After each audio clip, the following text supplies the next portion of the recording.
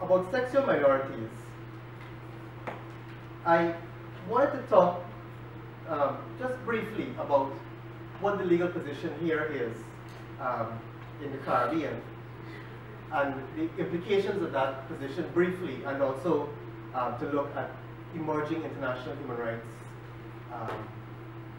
doctrines and jurisprudence around the rights of sexual minorities. Just by way of introduction, I should say that sexual minorities, I understand that might include homosexuality, transsexuality, intersex persons, and so on. So it's a wide array of people. And it's not a Western, I mean, part of the, I think, the opposition to recognizing rights around this area has often been framed as it's, around terms of cultural imposition, that it's, a Western phenomenon. But actually it's not, because anthropologists and scientists and historians have documented the existence of sexual minorities, all of these kinds of things. Interestingly, not only across cultures, but also across times. So from pre-Columbian indigenous societies to modern societies, and not just Western societies, but also Asian, African, Pacific societies. And interestingly, they've also recorded it, as I said, across cultures and across times, but also across biological species. So human beings and animals, a wide array of animals, including even fruit flies. So it's not a concept, or it's not a phenomenon that is restricted to the West. The position legally in the Caribbean, with the exception of the Bahamas, is one of complete legal exclusion. So by complete, I mean both civil and criminal exclusion. So same-sex sexual activity is manifested in a couple of ways. One, same-sex sexual activity is criminalized in the Commonwealth Caribbean, except the Bahamas. And criminalization of this, so it's sexual activity that's criminalized. And the criminalization, there are certain features about this criminalization. First of all, in the majority of countries, it's between males. So not necessarily, not females, but between males.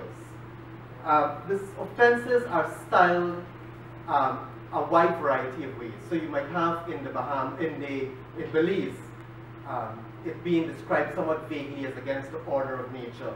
So that includes against the order of nature at common law, other kinds of sexual activity, including bestiality and so on. But other jurisdictions talk about a natural crime, but the more prevalent term is buggery. And again, that will apply at common law, mostly to conduct between males. These laws were inherited from Britain at the time of colonization. So when these statutes were received, those prohibitions were received along with them. The important thing to note about these prohibitions is that they apply irrespective of aggravating factors. And by aggravating factors, I mean other jurisdictions criminalize conduct, same-sex activity, if it has certain aggravating factors, particularly if it's not consenting. So in the same ways that they will criminalize between opposite sex. So if it's an element of rape involved, or if it's an element of minor, if one party is a minor. But in the Caribbean, except the Bahamas, it's across the board. So that it targets whether it's consenting adults, whether it's done in private,